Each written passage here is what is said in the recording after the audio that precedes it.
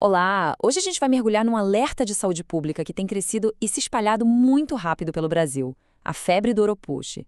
Vamos fazer uma análise direta da nota técnica oficial do Ministério da Saúde para entender o tamanho do problema em 2024. E para começar, vamos direto ao número que mostra a urgência da coisa: 11.695. É isso mesmo. Esse é o total de casos confirmados de Oropouche no Brasil só em 2024, até a semana epidemiológica 50. Um número que com certeza acendeu todos os sinais de alerta. Para a gente organizar as ideias, nossa análise vai ter 5 partes. Primeiro, a gente vai entender essa expansão nacional do alerta. Depois, vamos conhecer melhor o vírus e o seu transmissor, o quadro clínico, os protocolos de vigilância e, claro, como se prevenir. Ok, vamos começar então pela primeira parte. O foco aqui é entender a escala e principalmente a velocidade com que o Oropouche se espalhou pelo país. E olha, esse gráfico aqui deixa bem claro o tamanho da explosão. Em 2023 inteiro, foram 831 casos. Agora, em 2024, esse número pulou para mais de 11 mil. O mais importante aqui é que o vírus saiu da região amazônica, onde ele era mais comum, e começou a circular em vários outros estados. O que impressiona de verdade é a força do surto em alguns lugares. Pega o Espírito Santo, por exemplo. Quase 3.500 casos, e mais de 2.300 deles aconteceram no intervalo de só 4 semanas. Isso mostra uma capacidade de transmissão que é, assim, assustadoramente rápida. Bom, vamos para a segunda parte para entender quem é o agente por trás da doença e, o mais importante, como é que ele se espalha.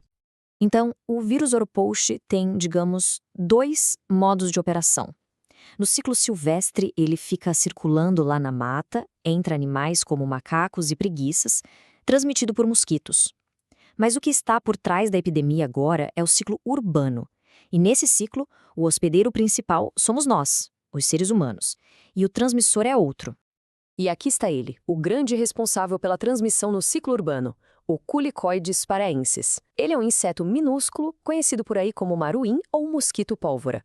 É a presença dele que permite que a doença se espalhe tão rápido entre as pessoas. A nota técnica do Ministério da Saúde também nos dá uma espécie de retrato de quem tem sido mais afetado. A doença aparece mais em cidades pequenas, muitas vezes ligada a áreas de agricultura de subsistência, e atinge em cheio a população que está trabalhando, na faixa dos 20 aos 49 anos, sem diferença entre homens e mulheres.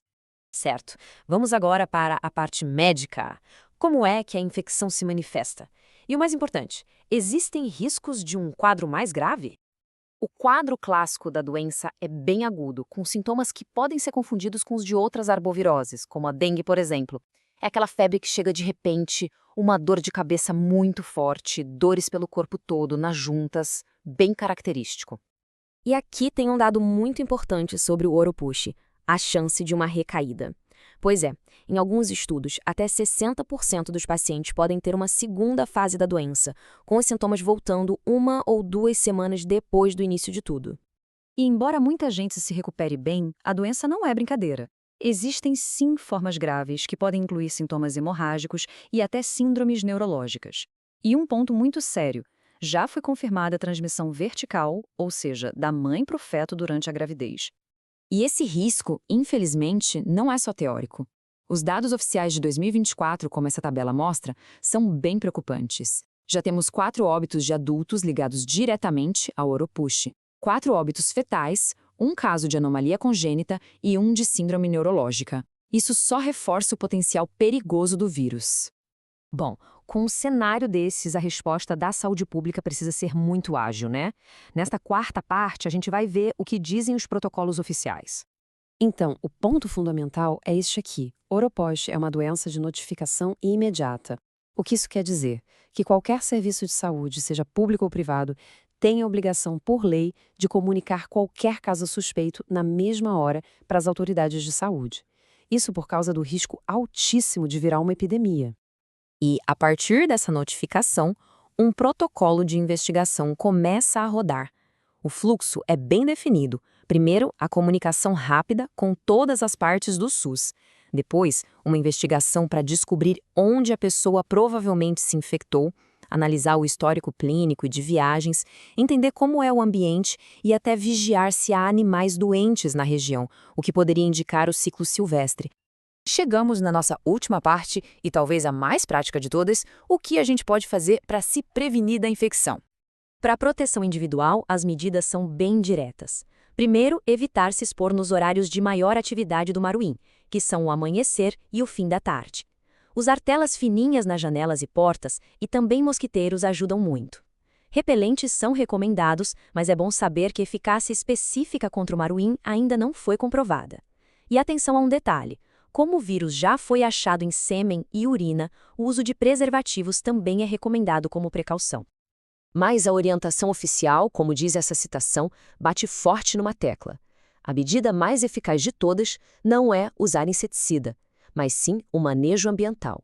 Manter quintais e terrenos limpos, sem acúmulo de matéria orgânica como folhas, frutos podres e lixo, é a principal forma de controlar o vetor. E para a gente fechar esta live, fica uma reflexão. O avanço do Oropush para áreas novas é um grande sinal de alerta. Isso nos força a perguntar: será que os sistemas de saúde e a própria sociedade estão realmente preparados para a próxima arbovirose que inevitavelmente vai surgir? Essa é a grande questão que o surto de agora nos deixa.